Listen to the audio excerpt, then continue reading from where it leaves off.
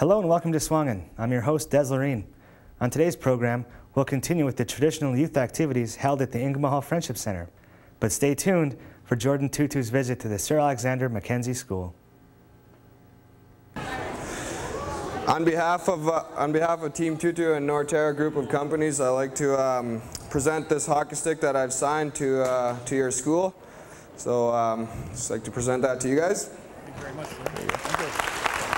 And to the school of Klavik, I'd like to thank you guys for attending today. Down here, I'd like to present this Team Tutu jersey on behalf of Norterra and Team Tutu to your school. So. Thank you, Jordan. Yeah, no problem. On behalf of Klavik and Mad Chapter Rendezvous, we'd like to present you with these toques and neck warmers. And thank you for coming down. Thank you very much. Okay, on behalf of Worcester School in Klavik and the students, we wanted to give Jordan a t-shirt with Worcester School label on it, or logo, and also a water bottle. Right on. Thank you. Later on in the program, we'll show you some of Jordan's visit to Inuvik. But first, we'll continue with the traditional programs that the Ingamo Hall Friendship Center offers to the youth of Inuvik.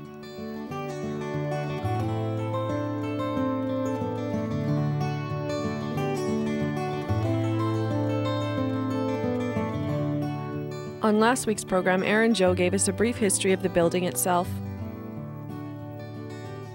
The origins of Ingamo Hall date back to 1965, when a group of people living in the predominantly native west end of Inuvik organized the Indian and Eskimo Association, shortened to Ingamo.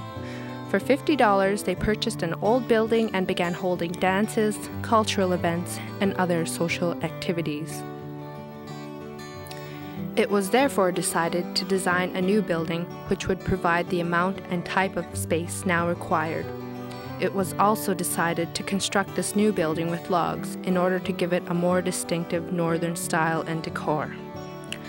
With those decisions made, fundraising began. Working drawings were prepared. A log builder was hired. Logs secured and site preparations made. It is often said that the new Ingamo Hall was built by one man, Alan Critch.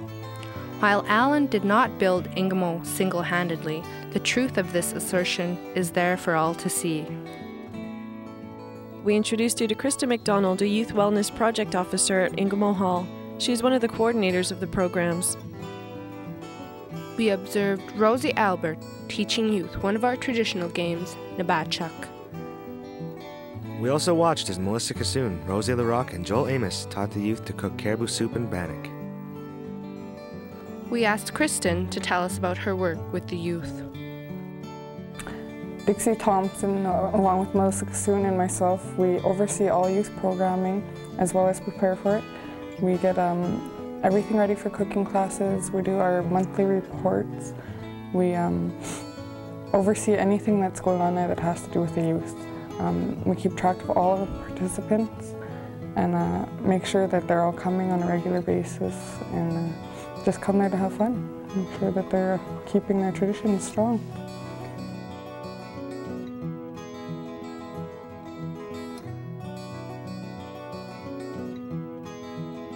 What advice would you give to youth who are interested in learning about their culture and traditions?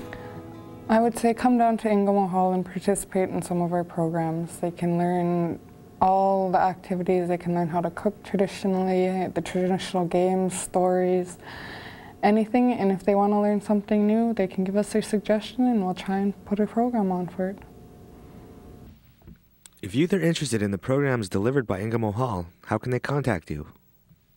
They can call me at work, 777-2166, anytime they want. They can come down to Ingamo and see me. Anything, we have calendars available for them with all our programming, and all youth are welcome to come. Can you tell us about the Arctic Sports program? There's the Alaskan high kick, there's the 1-foot, 2-foot high kick, there's the bench reach, the airplane, the muskox pull. There's various different activities going on. They change from, depends who, sometimes they get an elder in and they teach new Arctic sports, and it's good for the children just to see. A lot of them haven't seen it before. So it's open to anybody to come watch, to learn, to try it out. We just really want to have the kids an opportunity to see the Arctic sports and try it. We had a chance to talk with some of the participants during the Arctic sports program. First, we spoke with Derek Seabrook about how he became interested and why he continues to participate today. My friends are in it, my family is in it, so I thought I'd give it a try. How long have you been participating? I just started this year. I've played it before though in school. It's part of the curriculum. As a youth, what is your favorite of the Arctic sports? I'd say the 1 foot. Why is it the 1 foot? Because it's a battle between strength and flexibility. You gotta try to have both. What skills are required to participate in Arctic sports? Well, for me, I try to stay as flexible as I can while trying to build the muscle on my legs so I could kick higher. And just gotta have confidence, be competitive.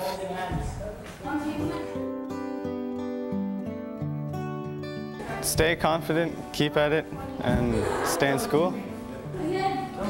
So much fun with my friends. Get to learn stuff.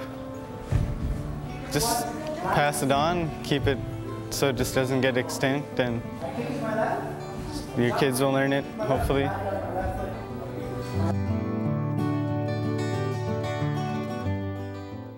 We also spoke with Katie Smith, an Arctic Winter Games veteran, about her interest in Arctic sports.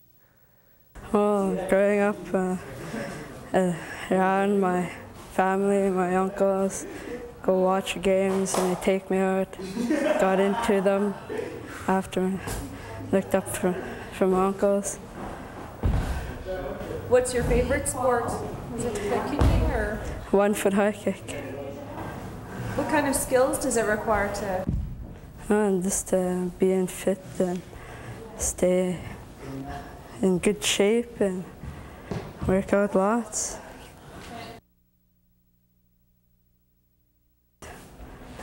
Just to have fun and teach and show other people our culture. Try hard and good luck. What's your most favorite memory from the 2 Arctic Winter Games? The opening ceremonies and meeting all the people there. It was pretty cool. Why is it important to keep these traditions alive, our traditional games? I don't know, just to show the younger generations that we did this for many years and keep it going.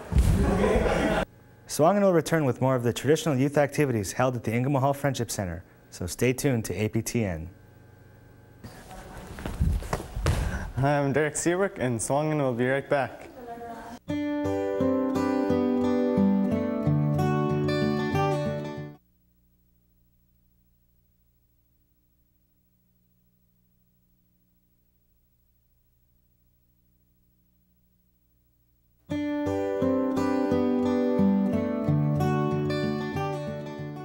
Before the break, we spoke with youth that participate in Arctic sports at Ingamo Hall. Derek Seabrook and Katie Smith told us about how they became interested and why it's important to keep our traditional sports alive.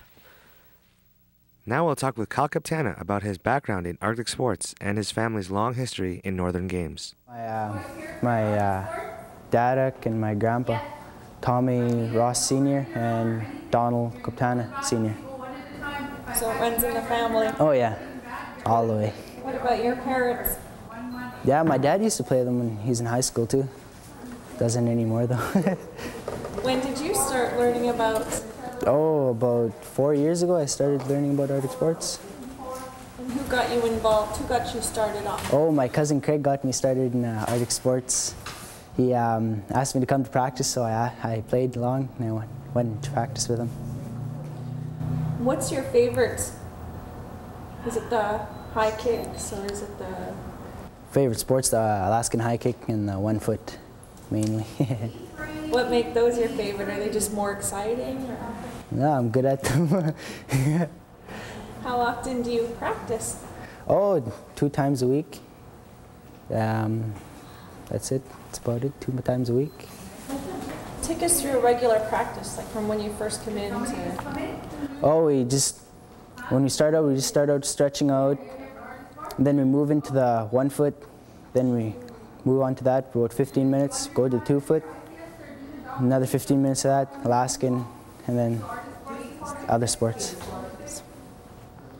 What kind of skills does it require?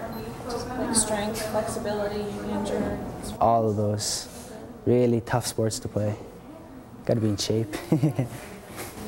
If there were youth out there that were interested in learning about Arctic sports, what advice would you give to them? Just have fun and train.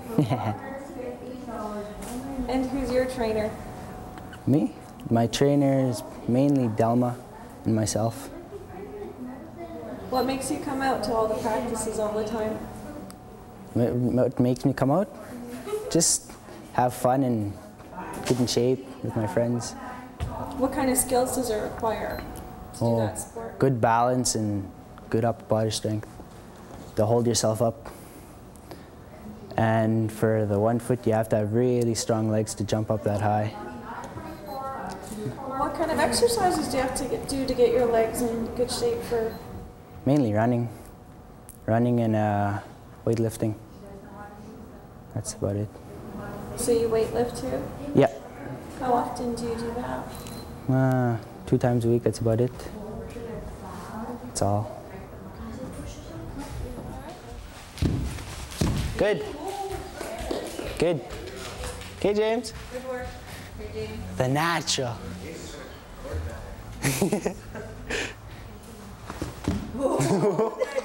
Good one, James.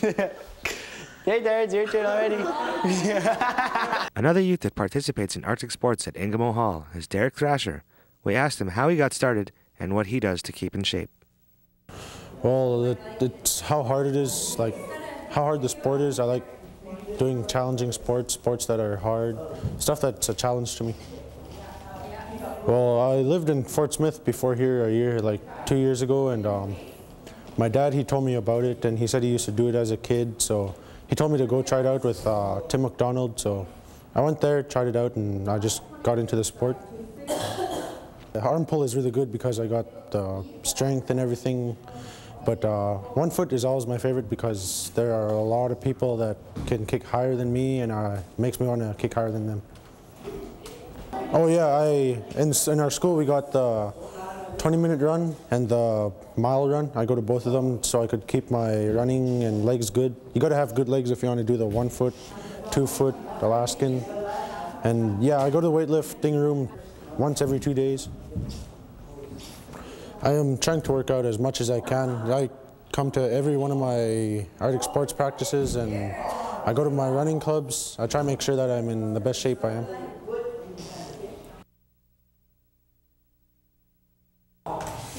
Try to take up some sports or stay out of trouble. Yeah, make friends. I tell them it was fun. It's really fun.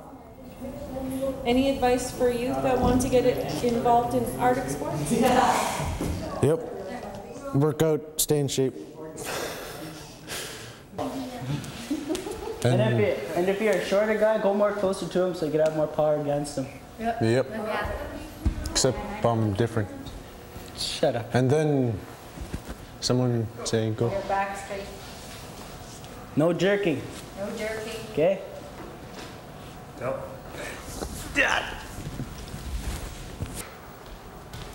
Just want to learn, see what these guys can do.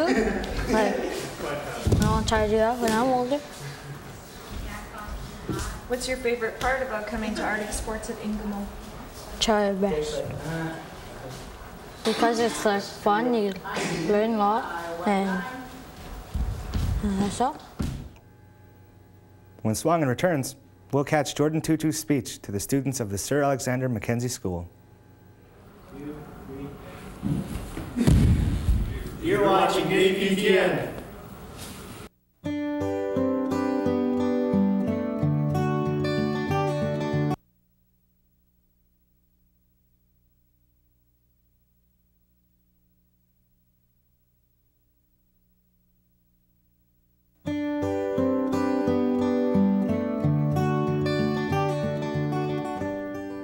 Jordan Tutu is the first Inuk to play in the NHL. He's a Nashville Predator and draws great crowds wherever he plays. Here's Jordan talking at Sam's school about how he started his career in hockey. He also shared with the children the importance of a good education and also the importance of having your parents' support. Thank you very much. No, this is my first time out this way, and what a great town you guys have. The ride in was very smooth. Back home in Rankin, we don't have paved roads. We only have one big circle. Where I come from, that's paved. But no, anyways, I'd like to thank all you guys for having me here today. I guess first off, I'll start off with how many of you guys know where Brandon, Manitoba is? Yeah? Well, I've been in Brandon for the last 4 years, but 2 years before that, I moved away from home when I was 14 years old.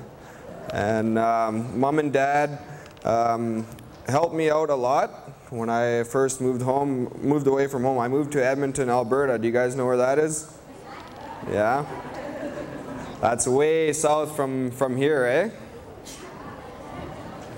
Right. Anyways, from there I went and played in OCN with the OCN Blizzard in Nepal, Manitoba. From there I went to Brandon, and 2 years ago I graduated from high school, grade 12. And you guys are all in elementary school. The highest grade is grade 6 here, right? Well, all you grade 6ers, you guys are only halfway done. Mom and Dad, when I left home, they stressed to me about going to school every day. When I was in elementary school, I had to go to school every day, or else I didn't go and play hockey or street hockey or whatever sports that I played. And that was one thing that Mom and Dad always told me to do. And you know, I only lived 30 feet away from the school, so I couldn't miss school. And you know, from there, you know, you guys got your teachers in your grades, and you know what? Your teachers are probably one of your best friends. You see them every day. You're talking to them every day, and hey, I mean, when you're my age, you're gonna look back and you're gonna say, hey, you know, I go back to Rankin and I see my old teachers, and I thank them for all that they have taught me, and I'm sure you guys one day will be the same. So you know, your teachers are definitely there to help you out, and they're great supporters, and as well as your mom and dad. When I was growing up, I always talked to Mom and Dad about you know, all the problems that I had, and you know, they were there through thick and thin. And you know, boys and girls, don't ever be shy to talk to Mom and Dad. I know I'm 1,000 miles away from home, and I call home almost every day to talk to Mom. She always wants me to check in to make sure things are going good, and you know, they're always there for me. So don't ever leave your parents out, okay? They're great supporters of you, and they're someone that you'll never forget. And I'm sure they're to them, you guys are their most important thing that they have. So don't ever lose your parents, all right? Right on. So how many of you guys watched the Team Canada in December, Christmas time? Wow, almost everybody, eh? Did you guys enjoy watching it? Yeah. What was your guys' favorite? Oh. Right on. My favorite part of the World Juniors when I was there was the crowds. There was 10,000 people. How many people live in Inuvik? About 6,000? Yeah? About there? 4,000? Anyways, being in a building with 10,000 people and probably crammed in this area and screaming as loud as they can, that's how loud it was when I was on the ice. Very loud. I thought my ears were going to explode. That's like having a lot of you guys screaming in here, but times 10 of you guys, or times 100. Hey? How loud can you guys scream? 1, 2, 3. Wow, wow. That's probably almost louder than when I was in Halifax. Oh, my ears. Anyways, I'd like to thank you guys for having me. That was our program for this week. Thank you for watching SUAANGAN. I'm your host, Des Loreen, and I'll see you back here next week. In December of 2003, the Stanley Cup made its way through the north and stopped in Inuvik for a brief period. A few lucky residents got the opportunity to get their pictures taken with the trophy, and ICS was there to capture the memories. Hello from Inuvik. Welcome to Inuvik Stanley Cup.